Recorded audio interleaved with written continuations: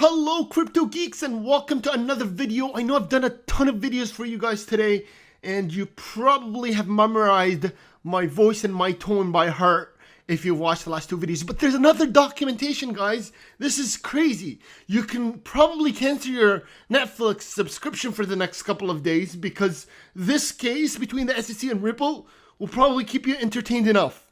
Like, it's crazy what's happening, and I have to make sure the Crypto Geek army gets the information first. So, before I start, obviously I'm not a financial or legal advisor. I'm not giving you any financial or legal advice. You have to do your own research and make sure you do your own research and relevance to your own investments. With that said, if you want me to keep doing this and keep you guys up to date with like the minute things happen, please click that like button. Please click subscribe. It really helps me out and I really appreciate it. With that, let's just get right into it.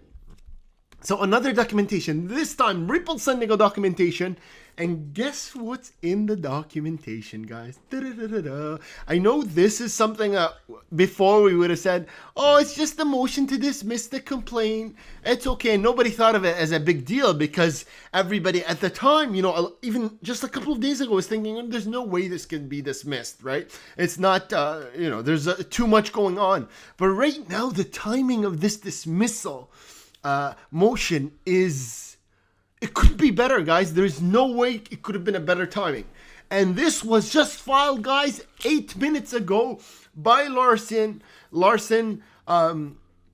in hoping of dismissing this case. Now, guys, this is a big deal because now when the judge goes to review these documents, now the judge is not like us. She's not like 1 minute, watching what documents coming in this second, the document. When she goes in to review the documentation that's come in over probably the next couple of hours or next couple of days, she's going to see all these documents together. She's going to take a look and see that Ripple said that, Ripple's the one that filed the last motion saying we're going to try and reduce the work on, right here. We're going to try and avoid burdening the court with unnecessary disputes. This is Ripple submitting this, and Ripple saying, we've taken the consent and we've talked to SEC, and SEC agrees with us that we're going to try and do this. Then she's going to see what? The SEC trying to extend it for another 60 days after a 2.5-year investigation and 6 months after filing the case against Ripple. Then she's going to see another motion set by Ripple saying that, how, Judge, you gave us permission twice to take the internal documents? The SEC, twice now that you told them, has refused to give us any documents. And you know what, the Judge? She's going to obviously be reading these documents. She's going to read that the reason that the SEC gave them that they need the extension is because they have to review documents. The documents, they have to review and organize the documents to give them to Ripple. But then the reason that a couple hours later, Ripple saying we received nothing. So this is a blunt lie then by the SEC. It's a blunt lie. And there's something big they're hiding that they're not giving out these documents no matter what. But we'll leave that for another time. And then she's going to see Ripple and Larson file their motion for dismissal. Everything will start to click. You got to remember, judges are human beings, people. Guys, army, Greek army, Crypto Geek army. But she's a human being, right? So a lot of time, or all the time, when the lawyers are assessing these cases, they'll always look at the judge that they're presenting the case to, and they shift their way they speak and the way they handle the case in accordance to the personality of the judge, right? So the mood of the judge, how upset or happy she is with the parties, makes actually a difference in these cases. It's not completely objective. There's a big objective component, but there's also a very big subjective component as to what she feels. When the SEC, every single time she's bringing, she's putting out a point or she's asking a question, the SEC respond with an answer that she 10 minutes ago said, this doesn't make sense. If you remember the last hearing, they were bringing up a court case that she kept saying, this is not the same thing. And then the SEC's lawyer's response is, but this case. And her response again, don't compare these cases. They're not the same thing.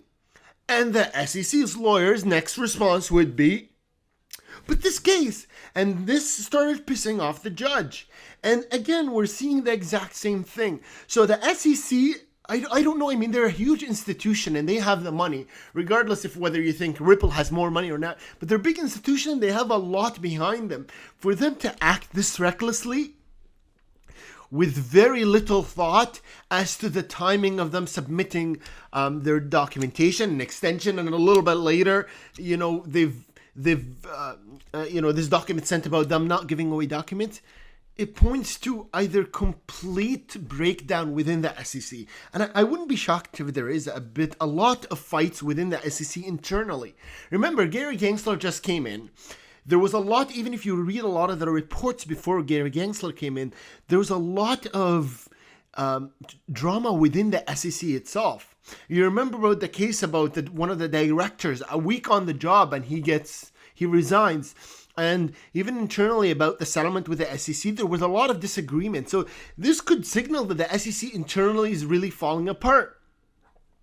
And Ripple, they're very smart. They're playing this out the exact way that it should be played out, is continue to maintain their own composure. So when your opponent is showing, there's a judge that's watching all of this unfold. When your opponent is showing that they're broken apart, they don't know what to do, we don't have any documents, allow Ripple to show us these documents, and the judge says no, please let him show us this document then. No. Then, you know what, we're not suing two, we want just information on these two, we want it on 6. And you know what? And the judge says, this doesn't make sense. Then give us 60 more days. The judge is seeing all this falling apart within the SEC, but then Ripple's side is maintaining their composure.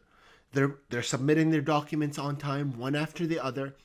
They're submitting everything at the exact. So when the SEC is talking about, we need this extension, Ripple submits their documents. They submit their motion for dismissal right on time. Right? There's not much delay from Ripple's end. This is very good for Ripple. In terms of, if you're an outsider looking at the case, you're thinking, what the hell is happening with the SEC? Wow, Ripple looks good here. Oh my God, Ripple is doing what they should be. But the SEC is not. So this is very good news for Ripple and for XRP guys. So hopefully soon we hear something good. A dismissal would be good, but also possibly a settlement. Again, this is a point. Both parties have points where they can pressure the other. So the SEC, at the beginning of the case, could put a lot of pressure, had the opportunity to put a lot of pressure on Ripple. But now Ripple has the opportunity to put pressure on the SEC for a settlement. So Ripple can go to the SEC and say, look, you're getting screwed here. Like, you have no chance. You're looking bad, right? The XRP holders are suing you. You're showing that you can't handle, you need an extension, you don't have any paperwork, your file is not in order, you're refusing judge orders, you're losing. It's only a matter of time that there might even be an investigation within the SEC if this is showing the world that they're hiding documents about Bitcoin and Ethereum and they're so scared to show it. This might lead to an investigation within the SEC. What the hell are you hiding? What are you so scared of to release after a judge has ordered it twice? So Ripple can go in and say, look, you're hiding all these things. Don't get yourself into any more, excuse my language, shit. Don't get yourself into any more shit. And just take this little bit amount of money and let's settle this. This is Ripple's opportunity. And I see Ripple doing that. I think Ripple is smart enough to say, you know what, we get a settlement now, or a dismissal in 3 months or 2 months. No, we'll take the settlement now and pay a tiny fine. It won't make any difference for us. Ripple they're not afraid to spend money. Look at what they've been doing globally. They're not scared to spend a couple million here and there if it's needed and if it helps their business overall. So I hope you guys enjoyed this video. Thank you for watching it. I know I've really probably, your head is all full with a million pieces of information from my videos, and I hope I didn't bother you too much, but I need you guys updated because you deserve it, right? You've clicked that subscribe, you've clicked that like button. I'm sure your notifications are on. If they're not, I need to twist someone's ear. And make sure you follow me on Crypto Geek News on Twitter, guys. Thank you for watching the video. See you in the next one.